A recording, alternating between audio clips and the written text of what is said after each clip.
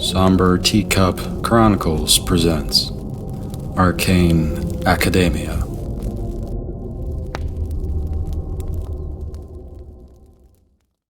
Strange.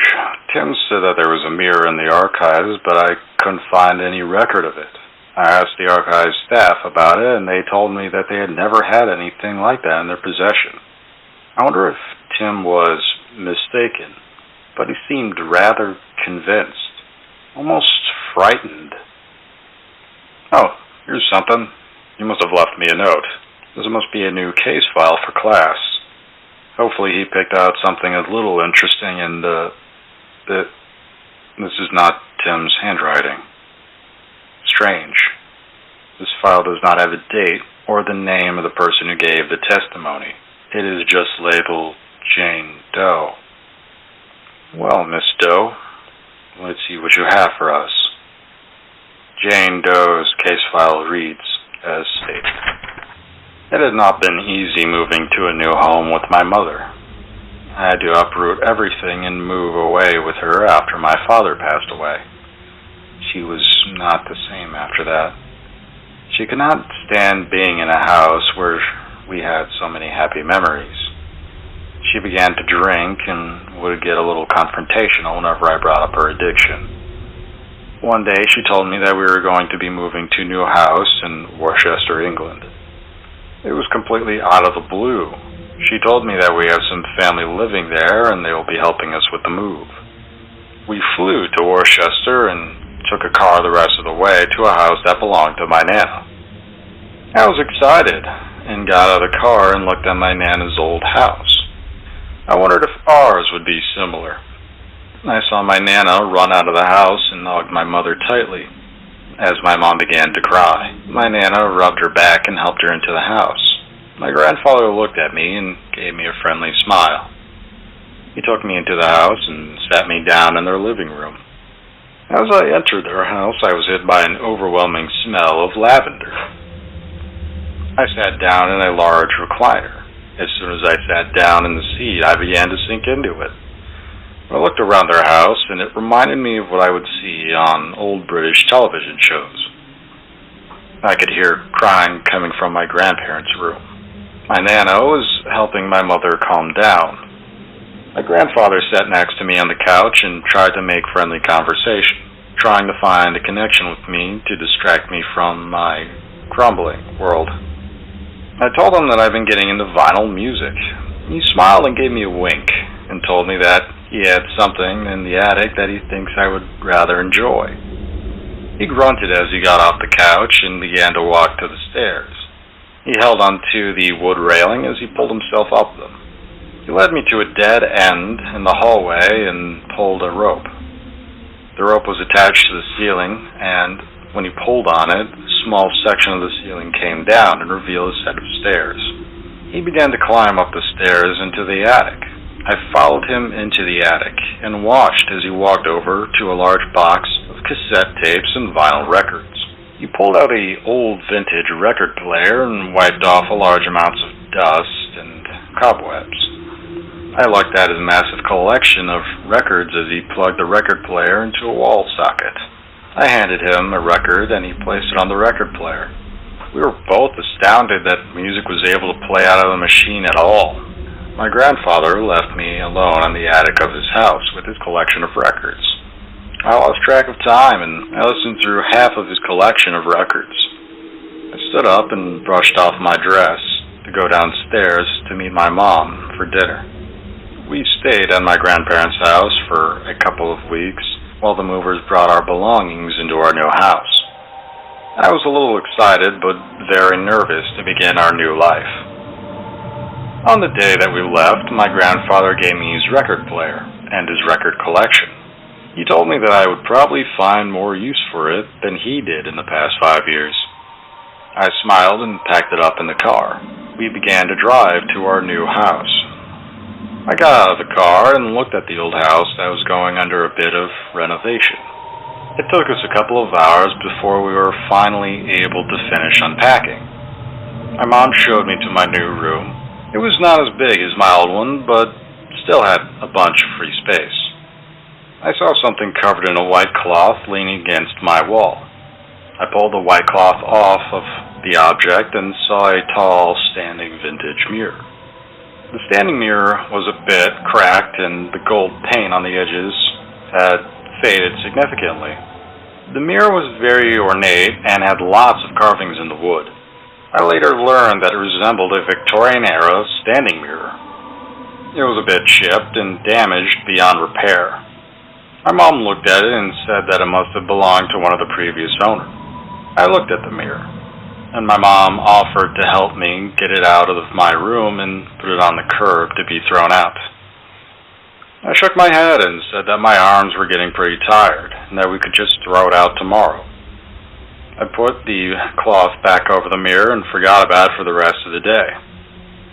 I had another quiet dinner with my mom, and after that, I cleaned the dishes and went back to my room.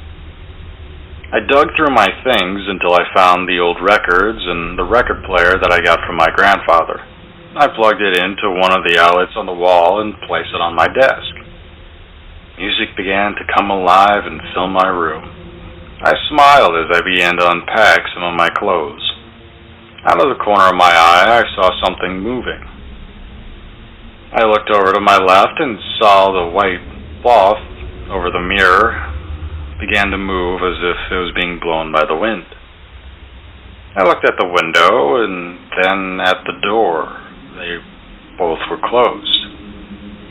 The fan on the ceiling was also not moving either. I turned off the music and the blanket stopped moving. I turned the music back on and began to move to the blanket that was covering the mirror. I could hear a strange sound coming from the mirror. It sounded like breaking wood and glass. I was stunned by what I saw. I saw that the mirror was somehow repairing itself. I looked at the mirror as the glass began to reform and grow as if it was a living thing. The gold paint began to go back to its original condition. I was mesmerized by its transformation. I saw a figure dancing in the mirror. She was a very beautiful young girl wearing a yellow ball gown. Her hair was a dark, curly brown. She was dancing in the mirror and she turned around and met my gaze. Her eyes locked with me. They were a strange purple-blue and glowed with energy. She looked surprised and the mirror changed. She disappeared completely from the mirror. I was frightened, but I also wanted to talk to the strange girl in the mirror. I asked her to come back and waited for a moment. The mirror glowed a little and the figure faded back into the mirror. The girl looked shy. She said hello and introduced herself as Agatha, with a curtsy. I introduced myself and asked if she was a ghost. The girl laughed and said that she was a lady first and inspector second. I knew it was a sore topic, but I was curious. I asked how she died. She told me that she wasn't dead, but she was stuck. I was confused and asked by what she meant. She told me that she was once royalty in a faraway land called Ukar. She told me that an old man with a strange-sounding name tricked her into the mirror. I asked her how she was tricked. The girl looked at her feet and looked sad. She looked up at me and said that she was not a very honorable person when she lived outside of the mirror. She was ripe with vanity and disrespected her father, servants, and many of her suitors. But one day, she fell in love with a stranger. The thing is, she had a sister, and the sister also loved this man as well. She told me how she competed for this man's love, and Agatha eventually won. However, her sister was very bitter, and this drove a wedge between their relationship. On the day of her wedding, she received a mirror from her sister as a present. She told me it was a very lovely mirror, and she could not help but stare at the woman that she had become. The mirror glowed and shimmered a beautiful light. She heard a voice behind her and saw a strange, hooded man. He looked at her with a devilish smile and said that the mirror could grant any wish. Agatha told the old stranger that she wished to remain beautiful forever and never grow old. Then she was shoved into the mirror and was sealed with a mark of blood. Agatha cried into her handkerchief and wiped her eyes. She said that the man took her away and hid her in a strange place for many millennia. Her sister married her fiancé, and she was left to be alone, to rot forever. I felt sorry for the woman and talked to her for hours about her world. We became very close friends over the course of time at my house. My mother initially was concerned when she heard me talking to the mirror. I eventually introduced her to Agatha. At first she was terrified, but my mother warmed up to her just like me. We moved her into the living room so that she had a view of the outside world and could see and talk to us. She was part of the family now. She was a very kind and compassionate person and helped my mother get over her depression and her drinking problem. However, one day, some strange men with the logo TAR stamped on their chest asked about some strange energy spikes coming from our house. They asked me some questions. I refused to talk to them, worried that they might have taken Agatha away from us. I wish that she went with the men because what happened that night was more heartbreaking. I woke up from my sleep and heard our front door being broken down. I cowered in my room and locked the door. What I didn't know was that my mother was also in the kitchen that night and was attacked by strange men. I heard Agatha shouting and then silence. I waited some time and left my room to see what had happened. I looked downstairs and saw my mom on the ground bleeding out. Agatha was standing in her mirror, holding the two men by their throats. They were wearing strange black cloaks with a red dragon holding its tail on their back. Their bodies caught fire in the mirror instantly as she held onto their throats. The purple flame enveloped them as Agatha prevented them from screaming. They thrashed around but couldn't break her grip. She looked at them with deep hatred. Soon they turned to ash in her hands. Agatha looked down at my mother and then back at me. She said that she had a little power left, but then after that they may never see each other again. I cried and begged for her help. Agatha knelt down in the mirror and placed her hand out to my mother. The wound began to heal as purple threads of energy flowed from Agatha to my mom. Agatha began to flicker like a dying flame.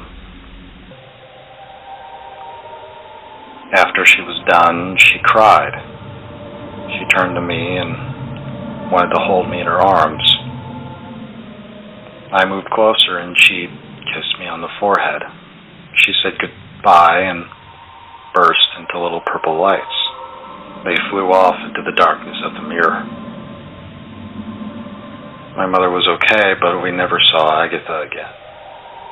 I waited every day for her, but she never came back. My mother and I eventually began to move on, but we never did get rid of the mirror. We never wanted to disrespect the memory of our true friend who saved our lives. One day, someone came to the door. She was an old, tired-looking woman. Her hair was black except for a couple specks of white. She had her hair pulled back into a bun. She wore a suit but had something dangling around her wrist. It was a strange symbol. She carried a dark brown book. She had very small glasses that hung off of her nose and were followed by two strangely dressed men. Then she told me something I couldn't believe. She told me she was there for Agatha. I shouted and resisted, but the two men grabbed me to prevent me from getting to the mirror. The woman whistled and waved her hand, causing the mirror to float in the air. I watched as the mirror floated out of the house and disappeared after that. I cried all night and then all day. The next morning, I saw a strange man. He was wearing a suit and tie with a dress shirt and a sweater above it. He smiled and said that he was there for a statement about the mirror that we had in our possession. He said that I was able to see Agatha again if I gave one. I gave one. This is my paper, my statement. I only wish that I could see my best friend one last time to thank her for everything that she has given us. Miss Doe's statement ends here. I don't understand.